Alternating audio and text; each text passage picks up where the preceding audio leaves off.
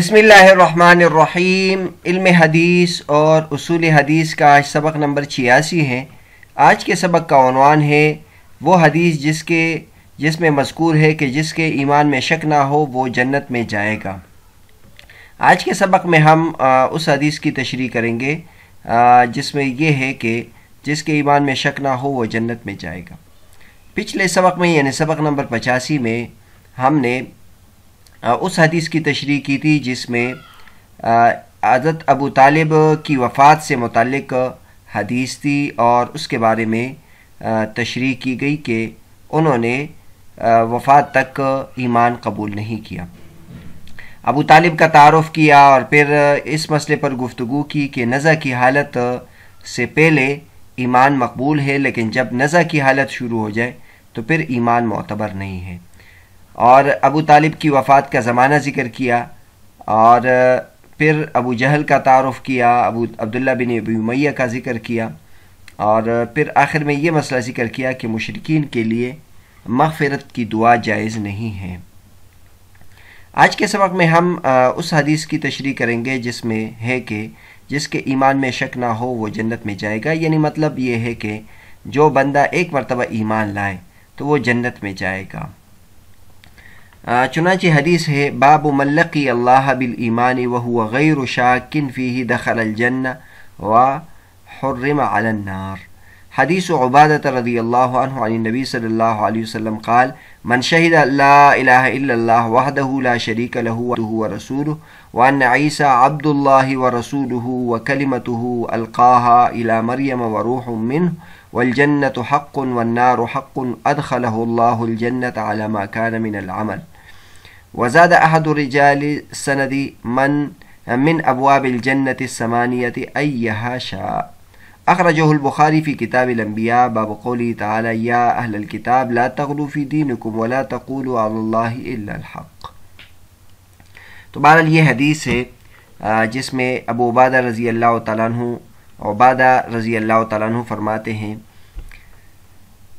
जो शख्स अल्लाह ताला से ईमान की हालत में मुलाकात करेगा जिसमें उसे कोई शक व शुबा ना हो वो जन्नत में दाखिल होगा और आग उस पर हराम है।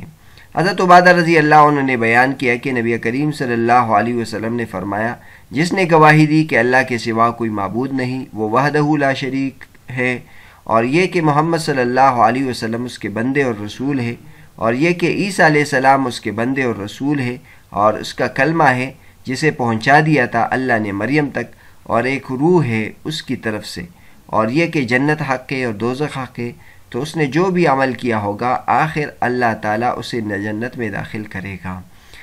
सनद के इकरावी ने मज़ीद ये लफ्ज़ बयान किए हैं कि जन्नत के 8 दरवाज़ों में से जिससे चाहे दाखिल किया जाएगा।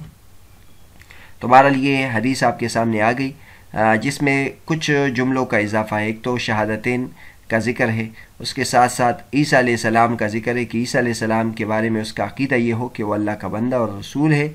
अलबत्ता उसकी सिफ़ात ये है कि अल्लाह तबारक व तआला ने उसको ख़ास हुक्म के साथ पैदा फरमाया। इंशाअल्लाह उसकी तफसील आगे आ जाएगी। साथ साथ उसके जन्नत हक़ होने जहन्नम हक़ होने का अक़ीदा भी हो तो अल्लाह तबारक व तआला उसको जन्नत में दाखिल करेंगे। इस हदीस की तशरीह में एक तो हज़रत ईसा अलैहिस्सलाम से मुताल्लिक़ अक़ीदा ज़िक्र करते हैं कि हज़रत ईसा अलैहिस्सलाम से मुताल्लिक़ अहले सुन्नत वल जमात यानी मुसलमानों का क्या अक़ीदा है, और इसी तरह ईसाइयों का क्या अक़ीदा है और यहूदियों का क्या अक़ीदा है। हदीस मुबारक में हज़रत ईसा अलैहिस्सलाम के लिए व अन्न ईसा अब्दुल्लाहि व रसूलुहु कहा गया है, जिसका तर्जुमा ये है कि ईसा अल्लाह तबारक व तआला के बंदे और उसके रसूल है। हज़रत ईसा अलैहिस्सलाम को अबद कहलवाने से ईसाइयों के नज़रिए इब्नियत मसीह व तस्लीस का रद्द मकसूद है। यानी ईसाइयों का नज़रिया है कि ईसा अलैहिस्सलाम अल्लाह के बेटे और सालिसु सलासा है, यानी 3 खुदा होने के कायल है जिसमें एक हज़रत ईसा अलैहिस्सलाम भी है। और रसूल कहलवाने से यहूद का रद्द मकसूद है क्योंकि यहूद हज़रत ईसा अलैहिस्सलाम की रिसालत का इनकार करते हैं। तो मुसलमान हज़रत ईसा अलैहिस्सलाम के रसूल होने के कायल है, अल्लाह तबारक व तआला के बंदा होने के कायल है, اور عیسائی یہ کہتے ہیں کہ وہ اللہ کے رسول بھی ہے اور اس کے ساتھ ساتھ وہ اللہ کے بیٹے بھی ہے اور خود خدا بھی ہے۔ اور یہود کا نظریہ یہ ہے کہ یہود حضرت عیسیٰ علیہ السلام کے بارے میں نظریہ رکھتے ہیں کہ وہ نبی نہیں تھے، اور معاذ اللہ ان کے بارے میں ان کا جو نظریہ وہ درست نہیں ہے۔ حدیث مبارکہ میں حضرت عیسیٰ علیہ السلام کے لیے وَكَلِمَتُهُ أَلْقَاهَا إِلَى مَرْيَمَ وَرُوحٌ مِّنْهُ، یہ جو جملہ ارشاد فرمایا گیا ہے تو اس کا مطلب کیا ہے کہ یہ اللہ کا کلمہ ہے جسے اس نے حضرت مریم کو القاء کیا تھا اور اس کی طرف سے روح ہے۔ تو یہ الفاظ قرآن حکیم کی اس آیت مبارکہ سے لیے گئے ہیں۔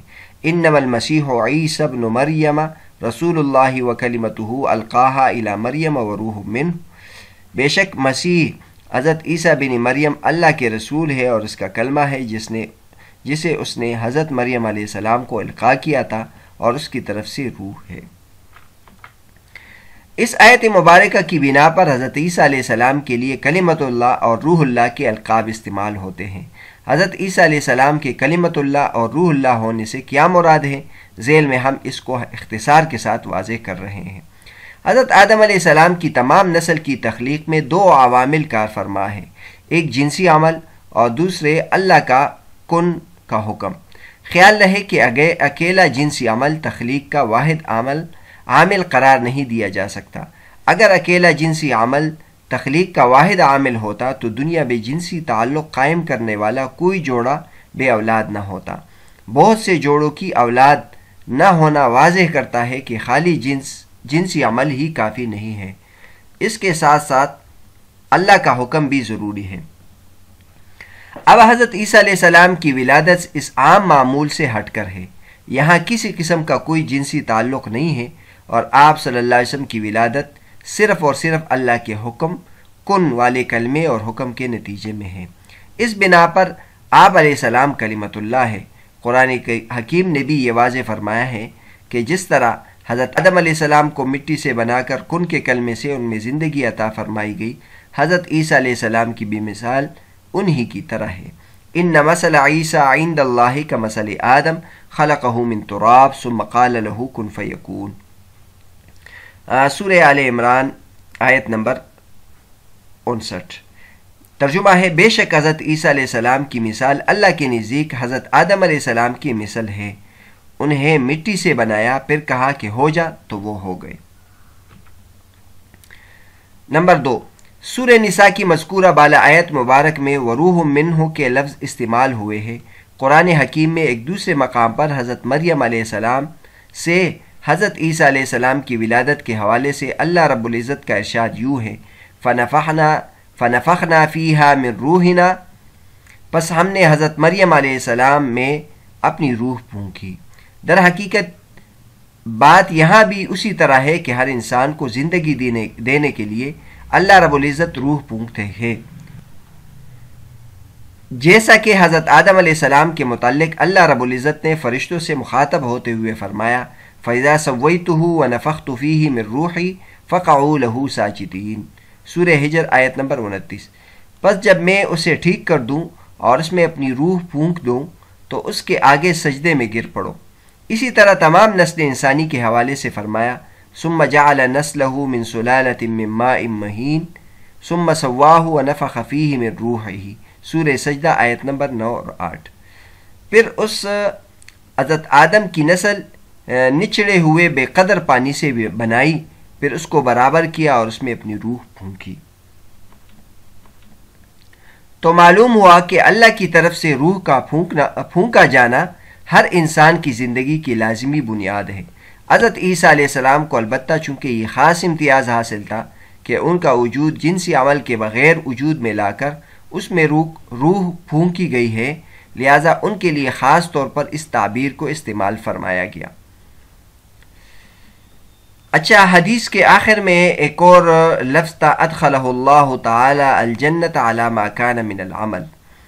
حدیث مبارک میں فرمایا گیا ہے، ادخلہ اللہ الجنت علی ما کان من العمل، اللہ اس کو جنت میں داخل کرے گا خواہ اس کے عمل کے کیسے ہی کیوں نہ ہو۔ اس کا یہ مطلب نہیں کہ حدیث میں مذکور کلمات کہنے والا سیدھا جنتی ہوگا خواہ وہ کتنا ہی گناہگار کیوں نہ ہو، بلکہ اس کا مطلب یہ ہے کہ انجام کار بہرحال وہ ضرور جنت میں داخل ہو جائے گا، خواہ گناہوں کی سزا کے بعد ہی کیوں نہ ہو۔ ہر قسم کے اعمال کے باوجود ابتدائی طور پر جنت میں داخلے کا وعدہ نہیں ہے۔ تو بہرحال آج کا جو ہمارا سبق تھا اس میں اس حدیث کی ہم نے تشریح کی جس میں ہے کہ جس کے ایمان میں شک نہ ہو وہ جنت میں داخل ہوگا، متن ذکر کی اور ترجمہ کیا، اور پھر چونکہ اس میں حضرت عیسیٰ علیہ السلام سے متعلق عقیدے کا ذکر تھا تو حضرت عیسیٰ علیہ السلام سے متعلق کیا عقیدہ اختیار کرنا چاہیے وہ ذکر کیا، اور حضرت عیسیٰ علیہ السلام سے متعلق یہود اور نصارہ کا کیا عقیدہ ہے وہ بھی ذکر کیا، اور پھر یہ ذکر کیا کہ حضرت عیسیٰ علیہ السلام کو کلمۃ اللہ کیوں کہتے ہیں اور روح اللہ کیوں کہتے ہیں، اس کی وجہ ذکر کی، اور پھر یہ آخر میں یہ ذکر کیا کہ جو شخص ایمان لائے وہ جنت میں داخل ہوگا، لیکن آخر کار وہ جنت میں داخل ہوگا، انجام اور نتیجے کے اعتبار سے یہ بات ہے، ورنہ کئی احادیث میں آیا ہے اور خود قرآن میں آیا ہے کہ ایمان کے بعد اگر عمل ٹھیک نہ ہو تو انسان جہنم میں جائے گا، البتہ جہنم میں اس کی سزا کاٹنے کے بعد پھر وہ جنت میں جائے گا۔ اس کے بالمقابل وہ شخص جس نے کوئی ایمان نہیں لایا وہ کبھی بھی جنت میں نہیں جائے گا۔ اگلے سبق میں ہم اس حدیث کی تشریح کریں گے جس میں یہ آیا ہے کہ اللہ کا حق کیا ہے بندے پر، اور بندے کا اللہ تبارک و تعالیٰ کے ذمے کیا حق ہے۔